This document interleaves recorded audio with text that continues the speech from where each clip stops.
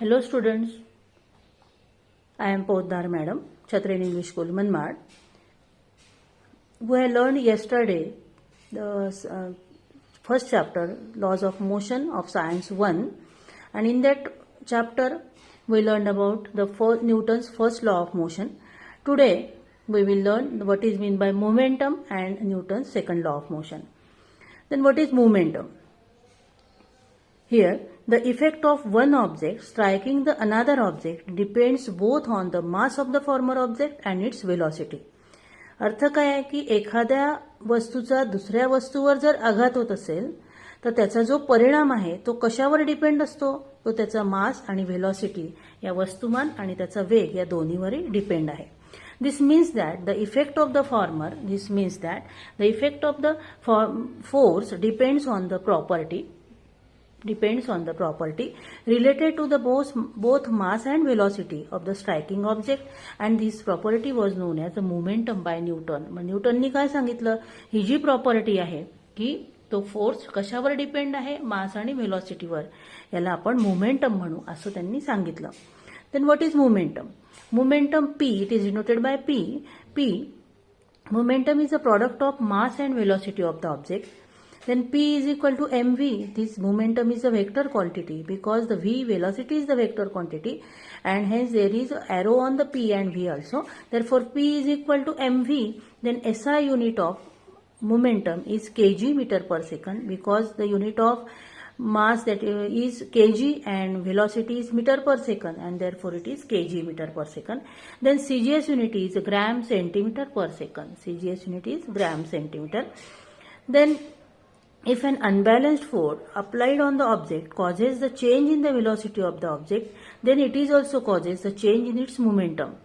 कुठलंही बाह्य बल आपण त्या वस्तूवर लावलं तर त्याची व्हेलॉसिटी बदलते, त्याचा वेग बदलतो. आपण वेगाने त्याला ढकललं तर तो वेगाने पलीकडे जाईल. Then it also causes a change in its momentum, म्हणजे त्याचा वेग बदलला तर त्याचं मोमेंटम, त्याला मराठीत संवेग म्हणतात, तो संवेगही बदललेला आपल्याला दिसेल. The force necessary to cause the change in the momentum of the object depends upon the rate of change of momentum. हा जो काही आपण फोर्स लावला तो त्याला चेंज करतो, त्याला आपण काय म्हणू, rate of change of momentum.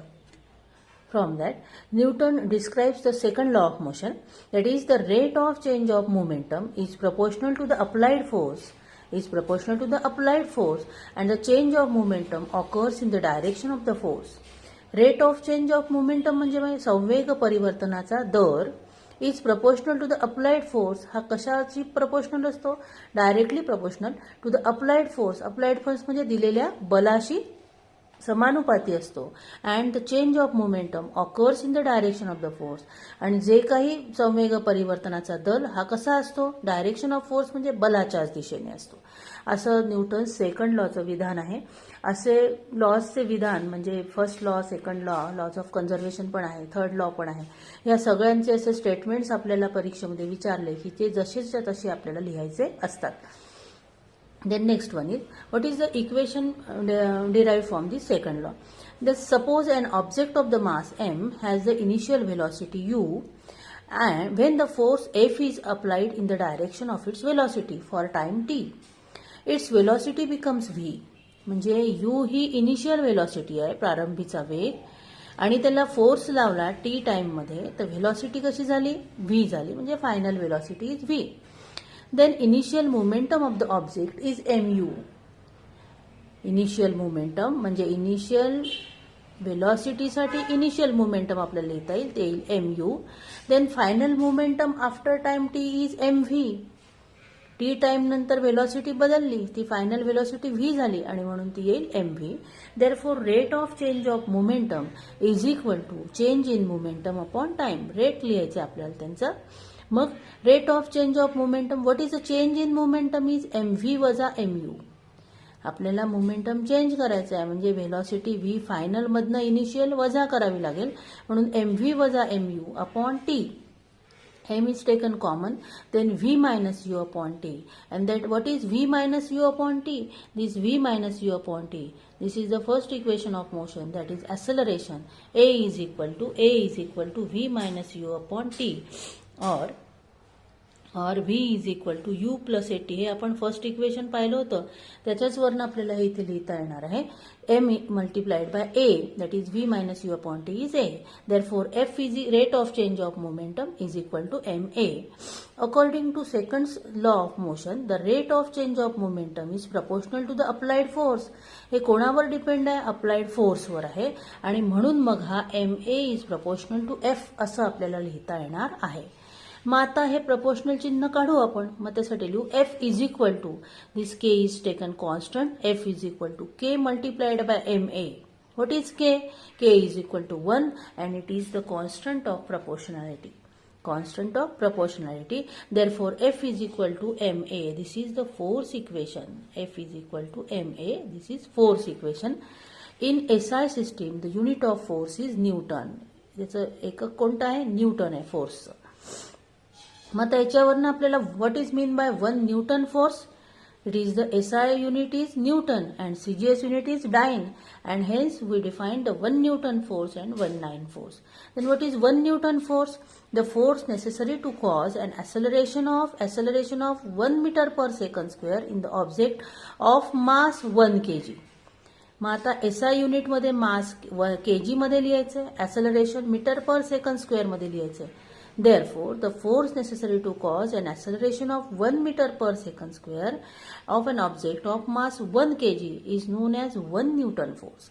Then 1 Newton is equal to 1 kg multiplied by 1 meter per second square.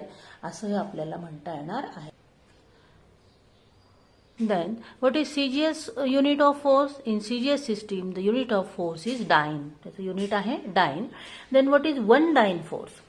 The force necessary to cause an acceleration of 1 centimeter per second square. आता CGS मध्ये लिहायचं आहे, तिकडे आपण मीटर पर second square केलं, तर इथे काय लिहू? Centimetre. acceleration of 1 centimeter per second square in the object of mass 1 gram. CGS मध्ये ग्रॅम, MKS मध्ये kg. And hence the force necessary to cause an acceleration of 1 centimeter per second square in an object of a mass 1 gram is called 1 dyne force. It's called 1 dyne force.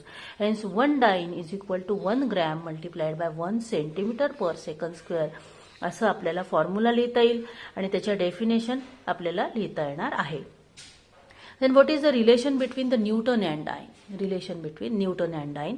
Here formula is given. Force is equal to mass multiplied by acceleration. Then 1 Newton force घेतला आहे. 1 Newton is equal to MKS unit मध्ये घेऊ. 1 kg, mass is 1 kg. Acceleration is 1 meter per second square. Then what is 1 kg? 1 kg is equal to 1000 gram. Means 1000 means 10 raised to 3. 3 दा 10 गुणिले 10 गुणिले 10 केले तर 1000 मिळतील. 10 raised to 3 gram multiplied by 1 metres per second square. 1 metre is equal to 100 centimetre, that is 10 square centimetre, hence it is 10 square. Therefore 1 Newton is equal to 10 raised to 3 plus 2 is 10 raised to 5 gram centimeter per second square. Therefore 1 Newton is equal to 10 raised to 5 dyne. This is the relation between the Newtons and dyne. असं आपल्याला सांगता येणार आहे. तुम्हाला हा video आवडला असेल तर लाईक करा, सबस्क्राईब करा. धन्यवाद.